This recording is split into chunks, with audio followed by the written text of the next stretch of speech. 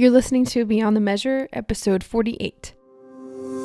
Listen as I, a young choir director, and my husband, a young composer, interview other music educators in order to gain insight into their own success in the classroom. We have a lot to learn, and we want you to learn with us. No matter your age, ensemble, or experience, this is the ideal podcast for music educators, composers, and students alike. So join us as we go beyond the measure.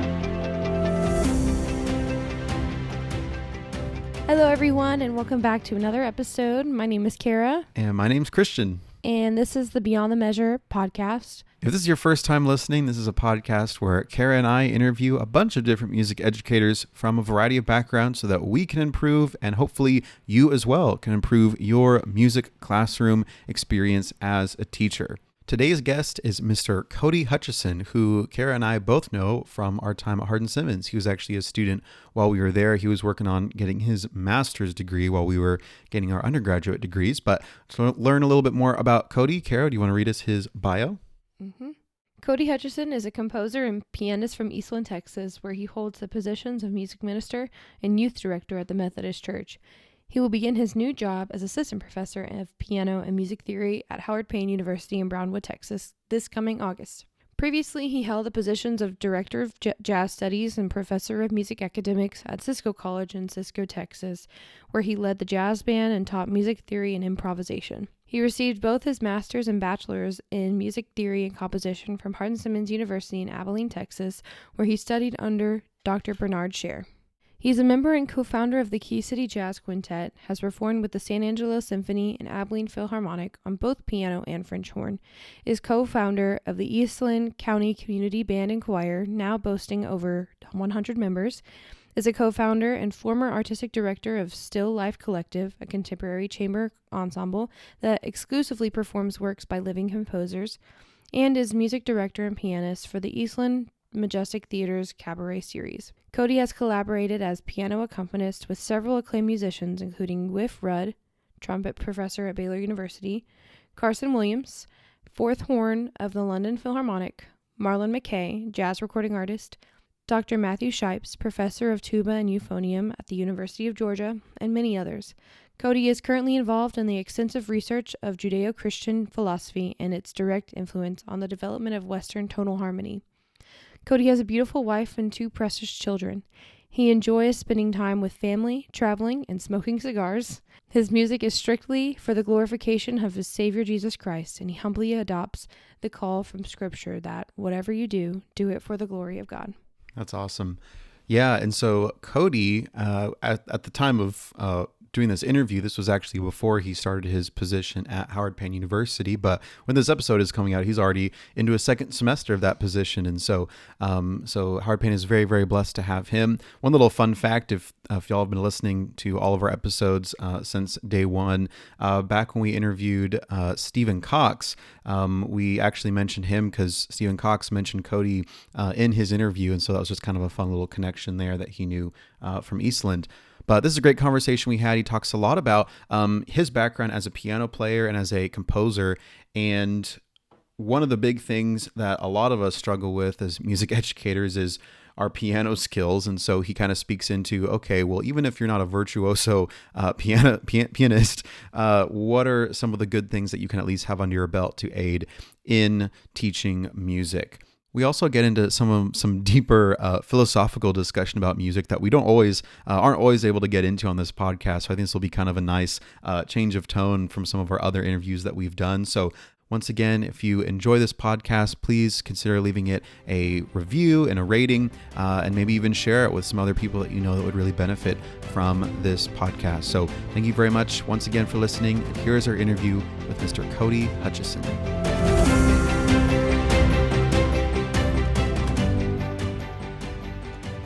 Cody, thank you so much for being on the show with us today. We really appreciate it. Yeah, thanks for having me, dude.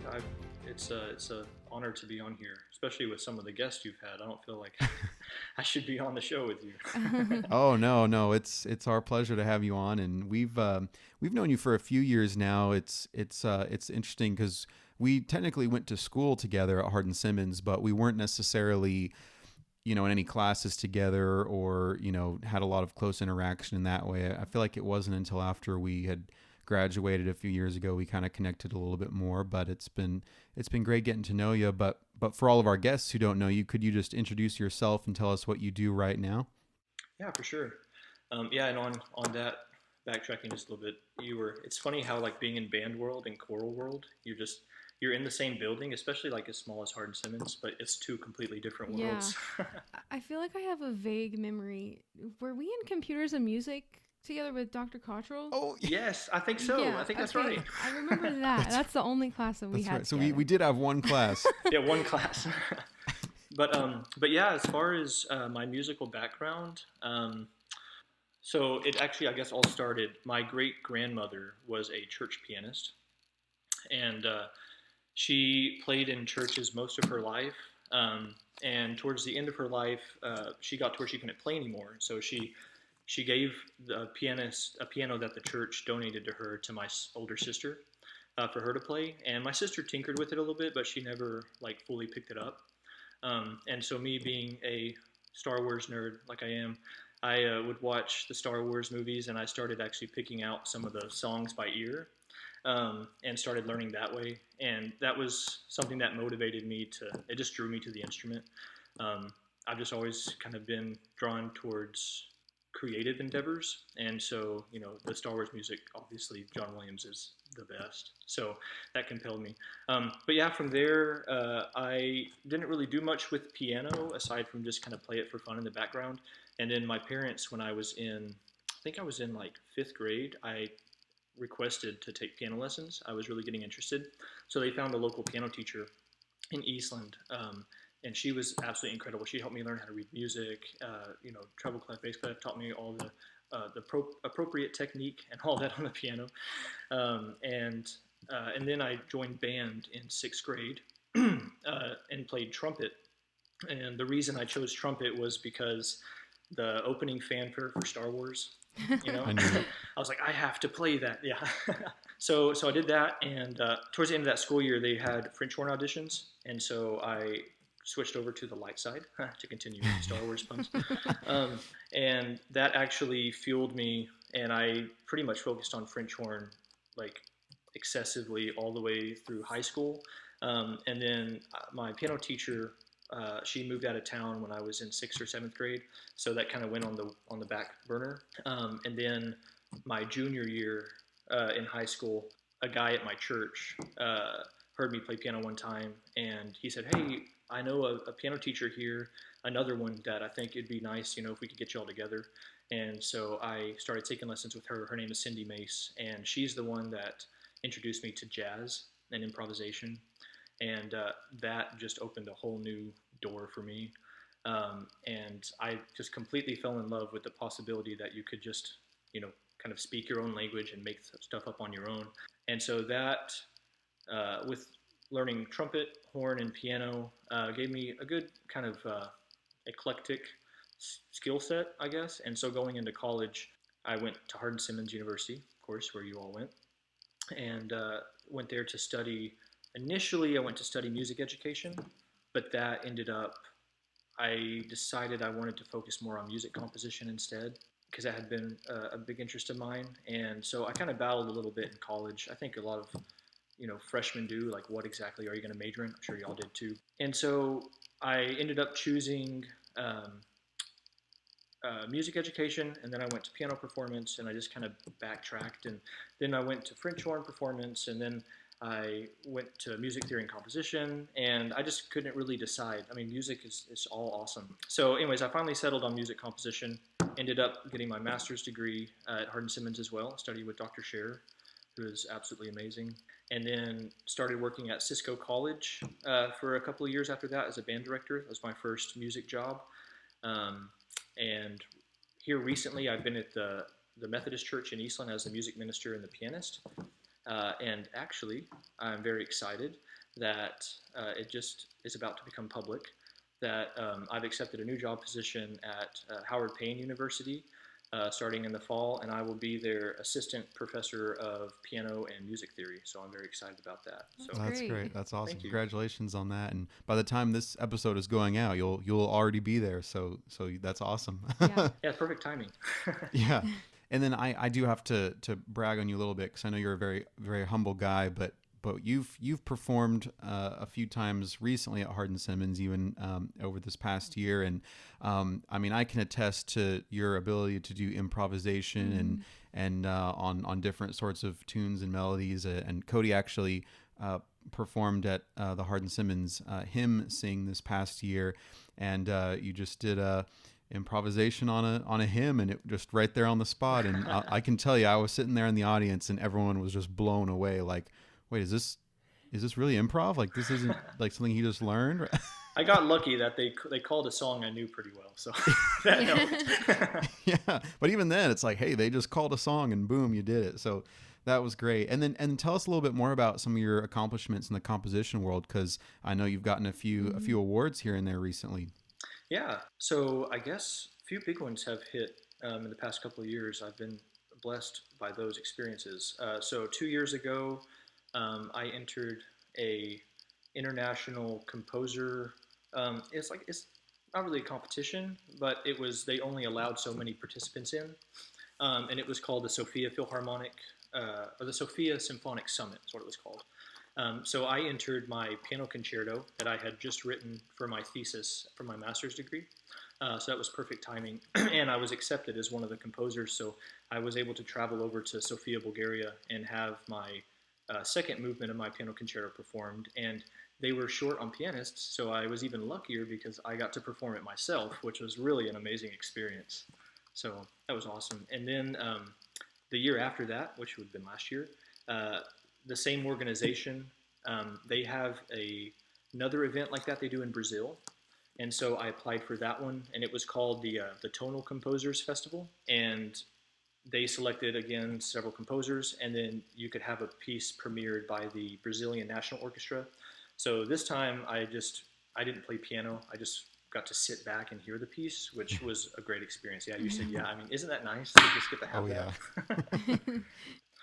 So that was an amazing experience, and they were just, I mean, both orchestras were absolutely incredible, and just so professional to be able to walk up to them and ask them questions. I talked to the concert masters, and they were showing me better bowing techniques and all these different things. So just amazing, humble people and incredible musicians.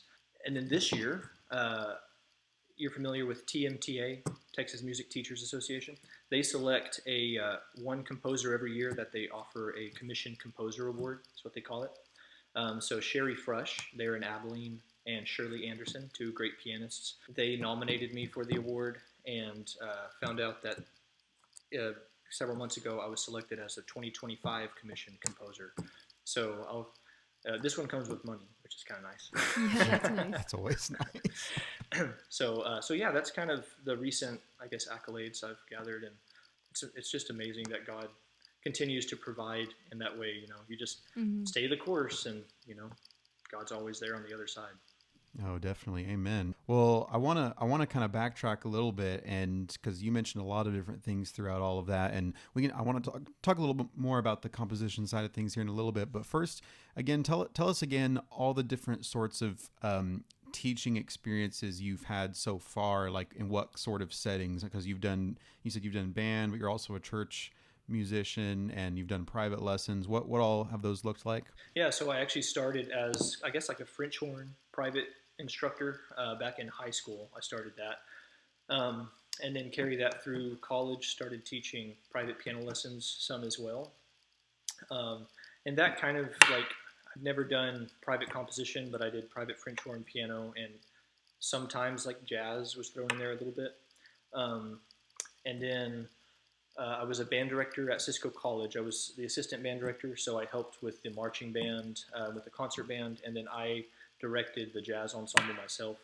And that was an amazing experience. And then at the church, I am the choir director and the pianist organist. So like I said, God's blessed me. I've been able to have kind of a wide range and cover a lot of different areas, which, with choir, instrumental, composition, band directing. And the one thing that I think I draw from that. It's so nice to have such a broad understanding and knowledge of music, because y'all know this in music, things can get so narrow, on your focuses.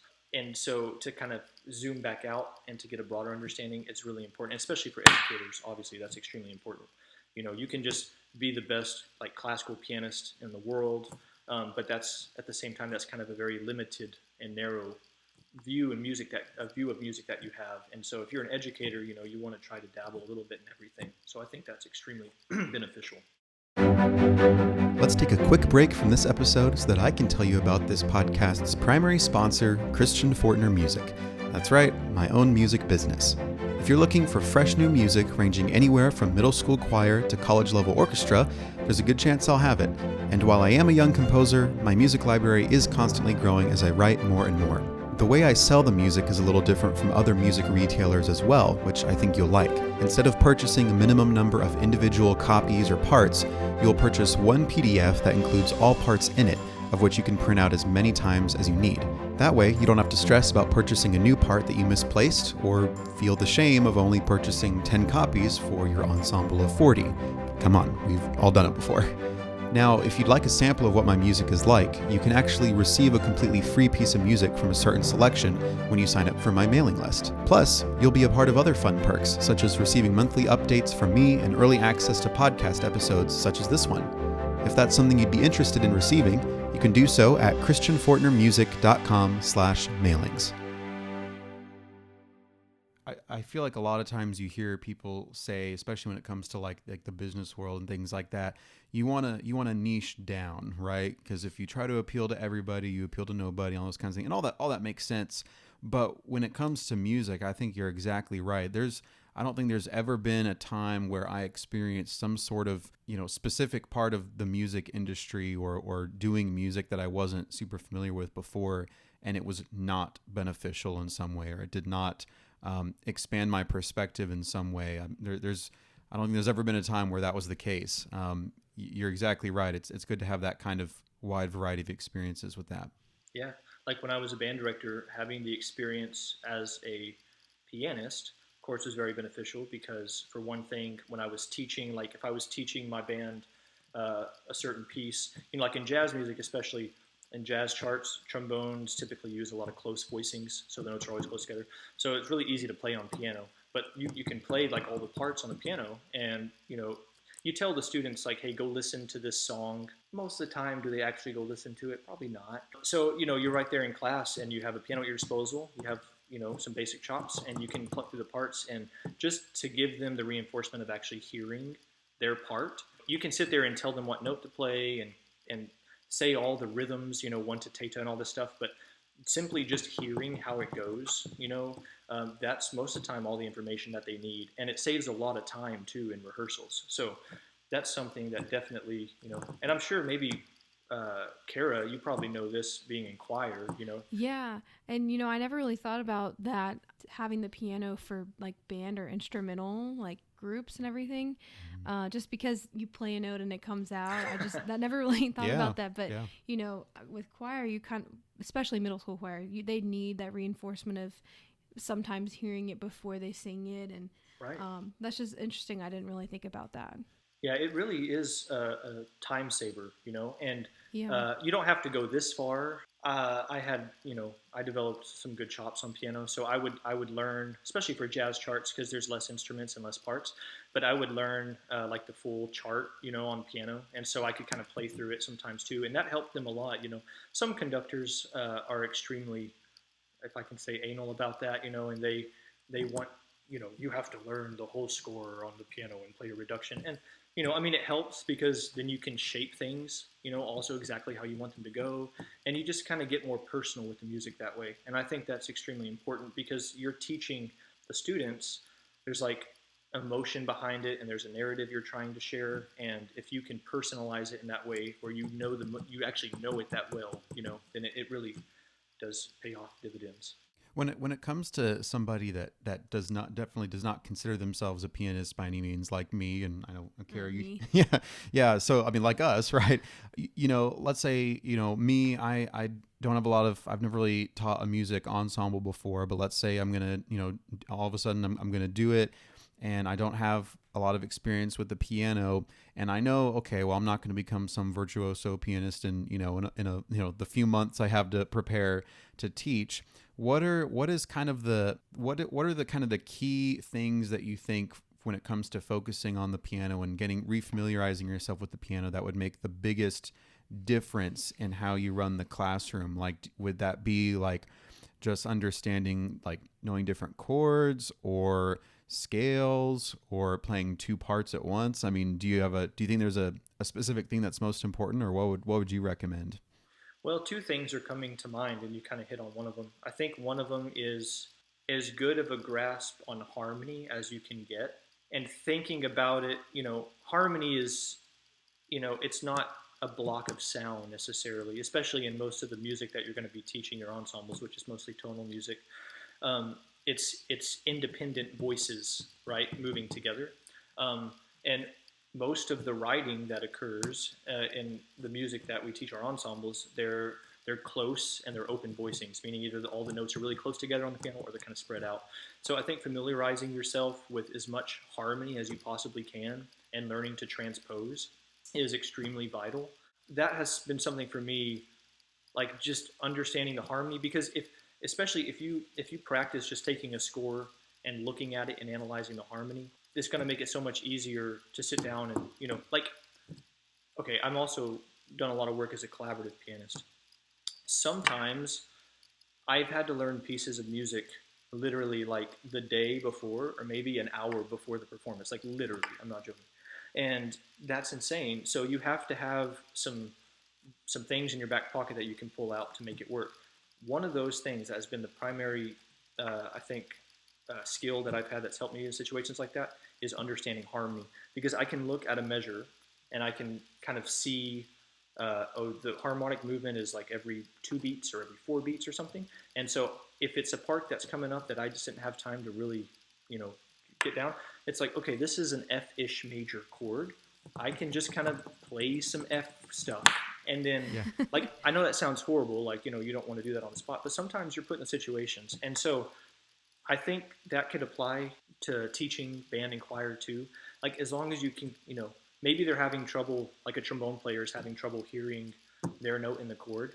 As long as you can just kind of play the chord, you may not even have to play their specific pitch, and they could hear where it fits in. You know what I mean?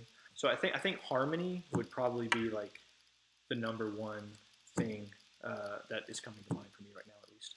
Well, and still to this day, I mean, this even happens to me, and I'm like, well, if this happens to me, I'm sure it happens to middle schoolers and high schoolers, where for the longest time I will be focusing so hard on just singing or playing my part correctly that I'm not even really focusing on listening to the bigger picture of the whole ensemble. And I, regrettably, there have been times it's not even until after the performance has happened, I'm listening to the recording, I'm like, oh wow, I never even realized it sounded like that, until after you hear it in context. And I think especially for students, being able to hear all those different things and how the harmony plays a role in that can really expand their view on how they are perceiving the music and how they fit into the context of the entire work.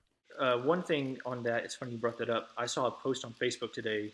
Are you familiar with the name Frederick? I think it's Frederick Fennell, the famous band director. I don't think so. Frederick Fennell, famous band director, saw a post that he would stop by, I can't remember which university it was. Sometimes he would come through one of the major universities, I think maybe somewhere in Chicago or something, and he would go through there and stop and do a rehearsal. And most of the time, there was a picture of him standing in front of his band, and behind him there was this big sign, and all it said on it was "listen." And it said in the post, like, most of the time when there was something going on, instead of him like going on and rambling on about what to fix or whatever, he would just point back at that sign and then he would start over again. And most of the time that would fix the problem. And it's just so funny because, as I don't want to say like classical musicians, but I guess like academic musicians, there's a tendency to just focus on the score and what you're seeing, and not actually translating that to what you're hearing. And it's so important to do that. Like you can learn all the head knowledge, and you can become a very amazing music theorist, with knowledge, But if you can't apply it to the sound, then it's completely useless. And so with all those different these different teaching experiences you've had, I mean, out of all those different ones, have you ever felt kind of caught off guard or underprepared for an in particular one, and if so, like which experience do you think has been the, I'll put it this way, the biggest opportunity for growth? That's probably how a lot of people would say it. Yeah. Okay, so definitely being the choir director and music minister at my church. And the reason is, and y'all know me, we knew each other in college. I'm more of a kind of shy, kind of laid back, quiet kind of person. So taking on a position as a music minister, you're a leader in the church, right? So you have to kind of get out there in front of people more. That was a challenge in and of itself. But what happened was the year of COVID, our previous music minister had to step down because he was the president of the First Financial Bank here in Eastland. And he ended up getting promoted to like vice president or something over the First Financial District in Abilene, and went up there. And so he left, but it was during COVID. So, the church is like, well, what do we do? Like, we're about to not be meeting in person. We're going to just do Zoom, or do over the internet or whatever. And so I had been playing here for like 6 years at that point. So I started praying about it a lot, and I felt God was calling me to step up into that role. So at first, whenever I told my minister, he kind of laughed. He thought it was funny because I was such a, like, And I said, well, I'm serious. I really feel like God's calling me into this. And so what was challenging was, for one, taking on the choir, because I really didn't have a lot of experience with the choir. And again, that's an area where my piano skills kind of saved me, because I could rely on, more of that, playing out the parts and stuff. And of course, a church choir is not as rigorous as it would be in a university or something like that. But I had my sight singing classes, so I could get by and sing pitches and sight singing and stuff like that. So that was really challenging for me. But I would say the church offered me the biggest opportunity for growth, because it literally pushed me almost to the limits of my comfort zone in multiple areas. One of those being as a choir director, and I had to step up there, and I had to make sure that they sounded the best they could. I had to make sure they were prepared. We would do a major Christmas cantata at the end of every year that the community had been coming to for years and years before, and I wanted it to be good quality. So that there's a lot of pressure on you, in that regard. And then the other one was as far as leadership, and just stepping out and getting out there and realizing you don't have to be perfect. You can just say what you say what comes to mind, do the best you can, and try to always be prepared when you show up to things, and be ready for new opportunities at the same time, because you set your aim high sometimes on a goal that you want, and sometimes kind of God's like skirt, and he kind of changes it a little bit, but it's for your growth. You may not see it at that moment, so just always be open. But as any musician, I think it's important to develop leadership skills and interpersonal skills and social skills, because we always deal with people. And I think musicians, I know I was an example of this, have a tendency to kind of be reclusive, especially pianists, because we're in our room practicing all the time, and composers too, that. But it's so much more refreshing when you're out there with other people doing it. Never forget to, if you're listening, like, you're not just listening for yourself, like, you're listening for other people around you. Always keep in mind that there's another party involved. And so moving more into the composition side of the talk, have you been able to incorporate composition at all into your process as a music educator when you're teaching people, and or do you feel like teaching music has helped your composition process? Which I'm sure the answer is yes. So let me rephrase: how has the teaching process improved your composition process? Because I haven't talked to a single person that said, "Oh, teaching music that didn't help my composition process at all." Yeah, I have to say yes, obviously, to both of those. But yeah, so the first one, it was useful because when I was at Cisco College, the head director, Manny Martinez, he wanted a new warm up. So having the skills with working with Finale and a notation program, of course, that was useful. And trying to incorporate like some chorale material and different things. I got to compose a little bit while I was doing it. The other one was sometimes like, especially with a smaller band, and I think some of the band directors out there at small schools would understand this. Sometimes you don't have an oboe, or you don't have a bassoon player, or you don't have a bass clarinet or whatever, and so you have to rewrite the parts. And so, in some ways, having a good competency level of transposition and understanding scoring and arranging, that really helped because, like you want to make sure, like say you have a piece that you don't have a bass clarinet player. Well, you want to be cautious. You could put it in the tuba, but if the section where the bass clarinet is present, it's only a woodwind feature. Like the color isn't gonna be exactly the same, So you want to keep in mind, situations like that. So the other way that it helped me with my composition was it just forced me. Like there were moments like that where I actually had to have something prepared and ready to go, and I'm not the best at deadlines. And Same. yeah, and so just having that and having like 40 people there that were dependent on me. Like 2 years ago, it was my last full year at Cisco. I wrote an original marching show for the band, which was a lot of fun. But like I had to make sure it was done. It had to be finished. I had to have all the parts done. And so, for one, it gave me the opportunity to write, but it also forced me to be punctual, I guess, in my work, which is a skill that composers definitely need to have. You have to deliver your work at a timely manner and all that kind of stuff. So, And so, kind of on the flip side, if there's anybody listening to this who is a music teacher and they've not really done a whole lot of composition work before, but maybe they've thought, well, maybe I'll give it a go one of these days, or maybe it's the opposite. It's like, oh no, I don't even want to try. I'm sure I'd be horrible at it. I mean, what would you say to somebody that is a music educator that has not done composition before, if they're looking to maybe start dipping their toes into it? I think John Rutter is the guy who said this. He was asked that question, and he told the person, just write what is in your heart. There are so many fads that go on, like today, like there's so much, like back in the early, 1900s, it was a bunch of atonal music and pushing the boundaries of tonality and that stuff. And it's easy to want to jump on the train of those things. And you can feel overwhelmed because you think that's so far over my head. I don't know. I can't do that, And all the music that's getting performed, like new music is that type of music. And so you're like, there's just no chance. But then you look at someone like John Rutter even, and it's like his music is reminiscent of, all the way back to Bach and maybe Palestrina and some of those in his works. And it's so traditional, I guess you could say, in technique. And look how successful he's been, So if you really are compelled to compose, I think the spirit of truth, like just let that guide you and just compose the music that you feel compelled to compose and try not to compare yourself to other people.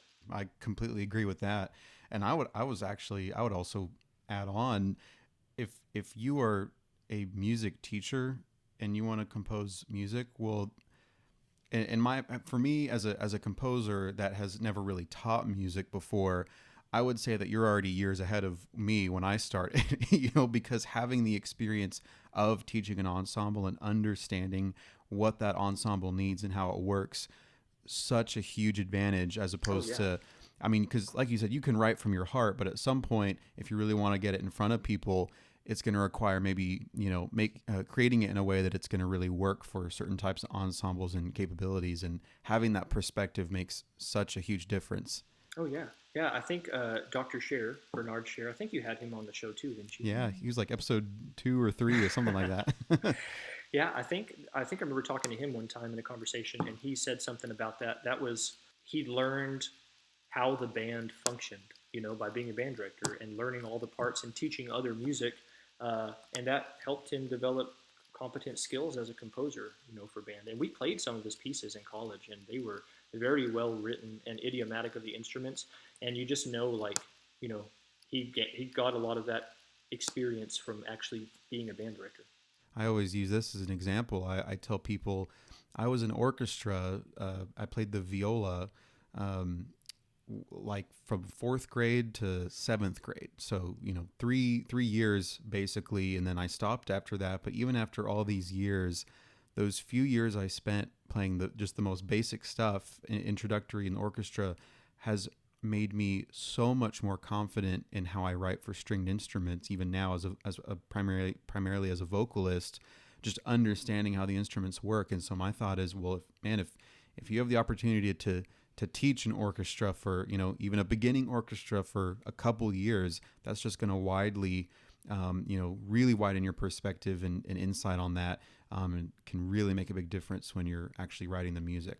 Oh yeah, definitely. Because like you said, I mean, band directors that, especially like if you're a band director in like a beginning, like 6th grade level class, you're teaching most of the time, almost all the instruments, so really, like you said, they're way far ahead, as far as actually having experience and knowing the real capabilities of the instrument.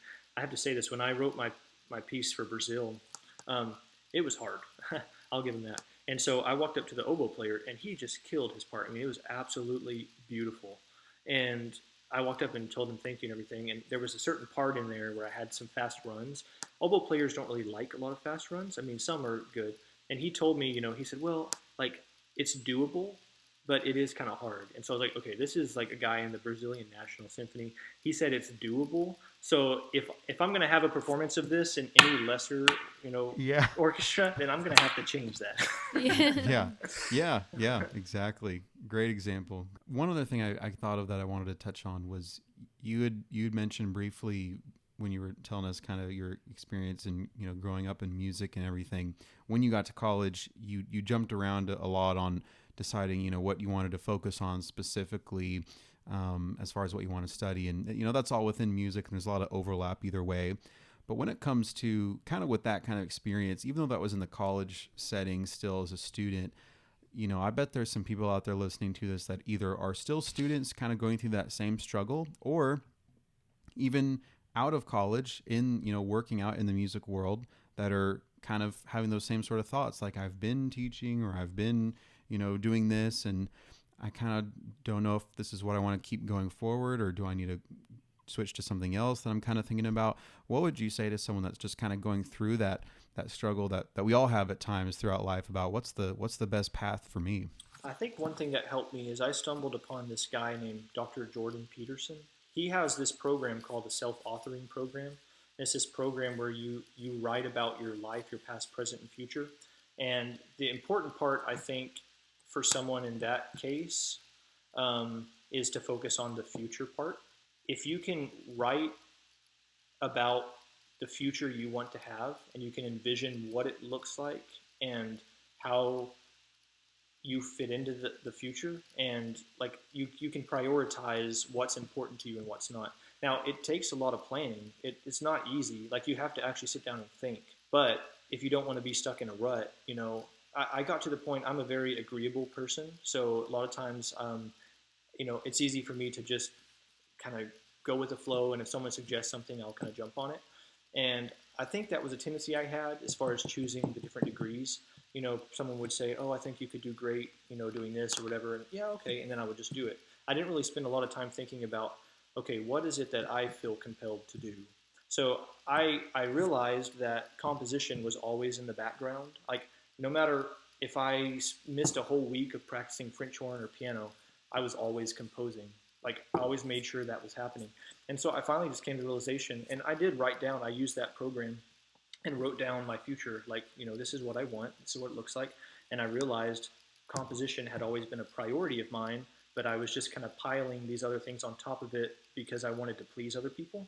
So I would just say, if you're in that position, just take a breath, take a step back, and if you can write about it and write it down and just get it down on paper, I think that really is beneficial, and I really do think it has a lot of power. Oh, wow. Vision, vision, vision. Yeah. And to draw this into music, I mean, like you have to have an aim where you're going. And like when you're writing harmony, like you think about this in terms of music theory. I won't get too technical, but like, if you're in a piece that's a tonal piece of music and you're trying to establish the tonic, like you're in the key of C, you know, you're going to use a certain set of chords. Like your aim is to establish the key of C, so you know where you're going. And in order to make it fun and adventurous, you might have an excursion here, have a deceptive cadence here, go to a chord that's outside of the key, but the aim is always C major. So at least you know where you're going. And music literally functions the same way. And so I think that's also an important, like, I guess, philosophical implication or rule that we can learn from music is like goal orientation is literally what tonal music is like predicated on. Like it's the balance between chaos and order, and you have to set a goal. Like you just have to, and it works that way in life too. So maybe try to, if you can pay attention to those things. Somebody put that quote on a poster and put it up in your classroom, because I feel like as you were saying that I just saw the quote like on a poster. Cody Hutcheson, composer, world-renowned composer. Only in the countries that have a B. Start with a B. Yeah, music is a reflection of humanity, of us. I mean, that's the ultimate expression, and that beautifully said. Yeah, it's I don't know, it's fascinating to see those things, and you think about that same thing, like in terms of religion. Like I'm a Christian, y'all are Christians, so we set a value structure, in our faith, and we put God at the top of it. And I believe it's the Catholics, they call it the summum bonum, the highest good. So God is at the top of that value structure. Well, literally in terms of harmony, like that's what the tonic is. The tonic is literally the summum bonum. It is like the highest good. It's all of the other pitches and harmonies and everything orient themselves towards that pitch to establish the tonic. And it's just so fascinating. So like, to me, like people say, music, it's emotional and we need to put life into it. Like they're literally, like to me, there's like literally life in the music, because it literally mirrors the way life like is constructed. And it's just so fascinating to see that. It's just a marvelous gift from God. And I'll just keep going down the rabbit hole, going back to what you were saying about, yeah, we're getting really into the nerdy stuff now, but I'll go into it. So like going off of that, going back to like when atonal music really became popular, that was all from, as a result of all of the, world wars and everything that was going on in the world at the time. And it kind of makes sense on how, when you are living in a world where there is that much destruction and life as you knew it has been, fundamentally altered in such a dark way, it was only natural for music and tonality to take the same path, right. Kind of veering off of that traditional structure in that kind of way. Yeah, I think it was Carl Jung, the psychologist. Mm-hmm. And someone, if I'm wrong, correct me. I think it was Carl Jung that, like in 1882, in one of his plays, like made the famous quote, like the death of God or whatever, and he didn't mean like we killed God. It was like a metaphorical explanation of we've deconstructed like value hierarchies and value structures in our life, and like we don't have an aim, like we were talking about earlier. And it was only like 20 years later or 30 years later that Schoenberg started developing atonality. That was all happening at the same time. So like to me, the him developing that new aesthetic style was a legit reflection of the culture at the time. Anyways, we don't have to go too far in that. I know that's nerdy stuff. Hey, oh yeah, no, you're good.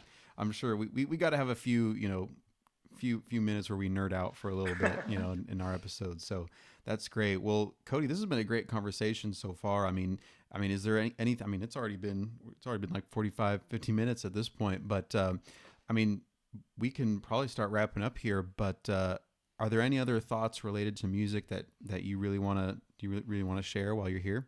I think just, this is something that Dr. Scher, or Bernie, that he instilled in us as his students at university, especially for composers, but I think it's true for any educator. Like, I think this goes back to the beginning of our conversation. Like, just trying to develop as many skill sets as you can and diversify your skill sets, because it gives you a wide range of information and knowledge that you can draw from when you're teaching.